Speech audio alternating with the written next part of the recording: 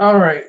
First of all, as you guys know, I've been watching the sport of boxing for a long time, and I know how it works. I'm not naive to the inner workings of the sport and how, certain fighters are too risky and they don't provide enough reward for top level guys.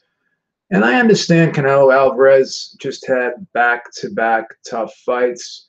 So maybe it wouldn't be bad for him to have a fight that may be easier for him instead of jumping right back into another tough fight. I get that. He suffered some damage last week against Gennady Golovkin, and I understand that. But when you hear people talk, and particularly Bernard Hopkins, who makes statements, obviously he's going to be biased. He's going to do what's best for his fighter, but we still have to call him out on it if we believe it's wrong and we believe it's hypocrisy. Um, Jermall Charlo is a fighter that everyone's pretty interested in, particularly fighting now at middleweight. He looks like he could provide a serious test to any of these middleweights in the world. Now, obviously, he doesn't have a great resume at middleweight, but we've seen him fight at junior middleweight. He's always been a big junior middleweight, and it was a foregone conclusion that he was going to fight at middleweight. And I believe, and I'm sure most of you believe, that he can effectively fight at middleweight and be successful at middleweight because of his big frame. Definitely has the ability and the physique to carry the weight without question. So you say to yourself, again, what has he done at middleweight? Beat Patrick Hyland, Hugo Centennial. He's now the WBC interim middleweight champion. Jermall Charlo is also, I believe, he's the mandatory now by the WBC at middleweight. And the WBC had said if Gennady Golovkin, when Gennady Golovkin was champion before he fought Canelo Alvarez last week, he said if he did not fight Canelo Alvarez, that he has to fight Jermall Charlo. So the interesting thing now is, who is Canelo Alvarez going to fight next? Will Jermall Charlo be his mandatory? I assume he would be. But will the WBC enforce that mandatory immediately, or they allow Canelo Alvarez to fight David Lemieux next, which is a fight that, honestly, I don't really want to see, and I'm sure a lot of you guys don't want to see as well. So should we cut Canelo Alvarez some slack and allow him to have this David Lemieux fight? Or not allow him to. Obviously, he can do whatever he wants, but cut him some slack and really not jump all over him for fighting David Lemieux. Obviously, it's not a fight that I want to see. I'm not excited about. But in fairness to him, should we give him, or should we be happy about, or be understanding about him having that easier fight instead of jumping right into that Jermall Charlo fight? And if he does fight David Lemieux next in December, should the WBC enforce that mandatory with Jermall Charlo next year, possibly in May? I think they should. But getting back to Hopkins' statement about Jermall Charlo has to earn it, not necessarily, because if the WBC has made him the mandatory challenger, then obviously he has earned it, whether you agree with it or not. I mean, Terence Crawford, in his first fight at welterweight, it was the WBO, obviously, it wasn't the WBC, but at his first fight at welterweight, before even having any fights, he fought for a title. So a lot of times when you see a guy who is coming from the weight class right underneath the one he's moving up in, a lot of times, based off of his reputation and just giving him the eye test, we know Jermall Charlo could fight. We know Terence Crawford could fight. We know that Terence Crawford is going to be a threat to any welterweight in the world. We know Jermall Charlo is going to be a threat to any middleweight in the world. It's not like these guys don't have the ability to perform at the higher weight. I know, in fairness, they don't, to rank them before even having fights, you can question that, but obviously the sanctioning bodies are basing what they've done at the lower weight, which isn't that much. It's just one weight class below. They're taking, their credentials there and applying them into the newer weight class.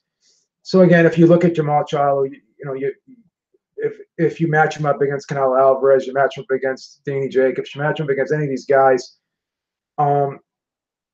most of us will say that it's a 50-50 fight, and in certain situations and instances, you'll probably favor Jermall Charlo.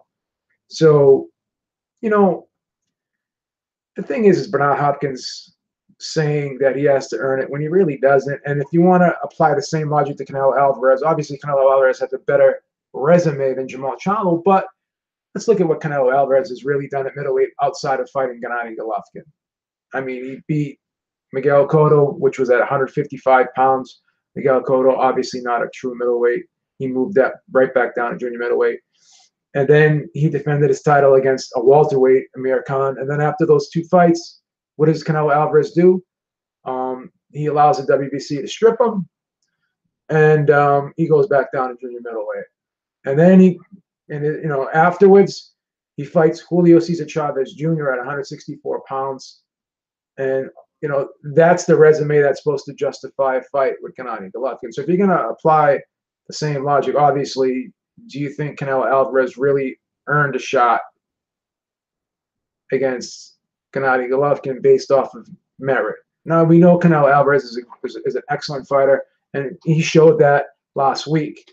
So, we know he could fight. But if you want to use the same logic and apply the same standards, then obviously, based off of merit at middleweight in terms of level of opposition, it's not like he faced all the top guys at middleweight to earn that shot at Gennady Golovkin. I mean, obviously, he's the pay-per-view star of the sport. He's the moneymaker. So that's why the fight happened. And I'm not complaining about it, obviously. But you can't be a hypocrite, Bernard Hopkins, and then say Jermall Charlo has to earn it when your own fighter really didn't earn it based off of fighting the top guys in the division. He didn't work his way up to a Gennady Golovkin fight. Now, you can argue that Miguel Cotto was the lineal champ at middleweight. He beat the lineal champ. But Miguel Cotto avoided Gennady Golovkin, and he allowed himself to get, he was going to allow himself to get stripped of the title. But obviously, the Canelo Alvarez fight happened, so, Canelo Alvarez won that fight, and he became the lineal champ. But Miguel Cotto would have allowed himself to get stripped before fighting Gennady Golovkin. So that was basically the situation there. So at the end of the day, I've always said this, and it's been said many times in the sport of boxing, it's not what you deserve, it's what you can negotiate. I believe Don King said that too. So if Jermall Charlo is in this mandatory position, and eventually the WBC will have to enforce that mandatory, we know how they are so inconsistent about how they enforce their mandatories and how they apply their rules.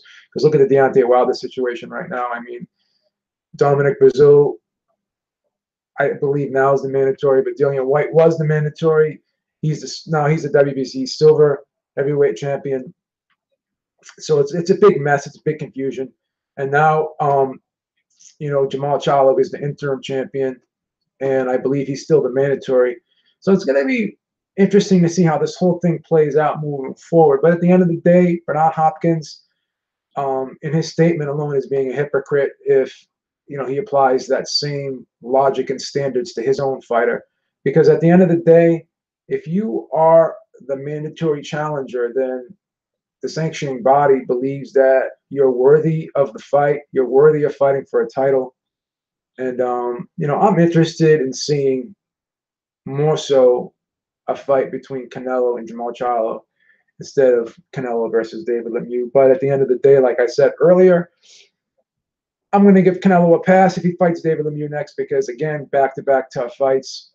I think he earned to have a softer touch in his next fight, especially if he's going to jump right back in there in December. So I'm not too angry about it, but I will be a little frustrated if next year comes around and the fight after David Lemieux, there's no Jermall Charlo fight, or there's no Danny Jacobs fight, or there's no Billy Joe Saunders fight. At the end of the day, he's going to have to fight other guys at middleweight, other top guys at middleweight to really secure his position at middleweight and erase all doubt at who really is the man at middleweight. Now, he is the man at middleweight based, he beat Gennady Golovkin. He's the ring champion now, whatever. And he beat the top guy. But there's always that cloud that's going to be, was that the best Gennady Golovkin? Let's fight some of these young lions to prove it. Danny Jacobs, Jermall Charlo, Billy Joe Saunders. Let's fight some of the younger guys, the fresher guys, the guys who are on top of their games right now. Because people are going to want to see that. They're going to want to call for those matchups. They're going to expect those matchups moving forward. And hopefully we'll get that. But at the end of the day, Jermall Charlo deserves a shot at Canelo. He deserves a shot at Canelo, just as much as David Lemieux deserves a shot at Canelo. So Hopkins, David Lemieux lost against Gennady Golovkin. He got knocked out in emphatic fashion. He clearly lost the fight. He got clearly beaten by Billy Joe Saunders. So based off of that, obviously he knocked out Spike O'Sullivan in one round. But based off of that, and you're going to talk about who deserves what and who earned what. David Lemieux did not earn the shot at Canelo based off of his recent fights. So if you're going to apply that logic, then once again, the hypocrisy is evident there. And you have to really just look at the situation. Now, use the logic that I'm using. He could have said, the Jermall Charlo fight will happen probably next year, but we're going to give Canelo, an optional fight in his next fight, and not throw him in there so tough, and give him some time to rest up a little bit, and then we'll throw him in there with Jermall Charlo. We want a fresh Canelo at his best. We don't want a guy who's going to be ring worn after 2 wars with Gennady Golovkin, or 2 tough fights with Gennady Golovkin. He could have put it like that, but to sit there and try to diminish what Jermall Charlo and be hypocritical about the whole situation, I just don't agree with that. But at the end of the day, I'm looking forward to seeing what happens next in this division. This middleweight division has now really heated up. It's Canelo Alvarez. It's interesting, having a younger champion, a guy who's probably going to get better, as opposed to Gennady Golovkin, who was probably on the downside and was not going to be as sharp as time went on. So even if there's a third fight between Canelo and Golovkin, I think it's pretty safe to say that Golovkin is going to be the worse for wear in terms of having miles on his body and not being at the best. He'll be 37 the next time they fight, if they fight again, and he'll definitely be out of his prime. Whereas Canelo Alvarez will still be in his prime and probably will be getting better as time goes on. So you're going to probably get a better Canelo Alvarez versus a worse Gennady Golovkin. Where on the flip side of that, these guys like Billy Joe Saunders, Danny Jacobs, Jermall Charlo, these guys are fresh, they're young, they're still in their prime, and they possibly could improve and get better and get sharper, whereas Gennady Golovkin is on the way down. So that's what we have to look forward to in this middleweight division. Someone asked me in the chat, low-key, I-420, what time does the Povetkin fight start in the U.S.? I believe the card starts, I want to say at 2:30 Eastern time in the U.S., So, yeah, it's going to be on DAZN. And you guys saw the video I made yesterday about DAZN. It really wasn't a good viewing experience for me. I tried to watch Bellator last night. Hopefully the Anthony Joshua Alexander Povetkin fight will be better than that fight. But, yeah, that's just what I had to say, man. Hopkins, I think, was a little off base with his comments. I wanted to call him out on it. And I understand the way the sport works, but could have worded it a little bit better. But at the end of the day, that's just how I feel. Let me know what you guys think. Should Canelo Alvarez fight Jermall Charlo next, or should he fight David Lemieux next? And if he does fight David Lemieux next, would you cut him a little bit of slack, considering that he was just in 2 tough fights with Gennady Golovkin? Has he earned that right? All right, guys. Till next time, Beaver's out. Probably see if I can make, hopefully, a post-fight video today with Alexander Povetkin and Anthony Joshua. Supposed to go apple picking with my not apple picking, but I'm supposed to go out with my stepdaughter tomorrow. I'm hopefully going to go apple picking with my stepdaughter, but we'll see what happens and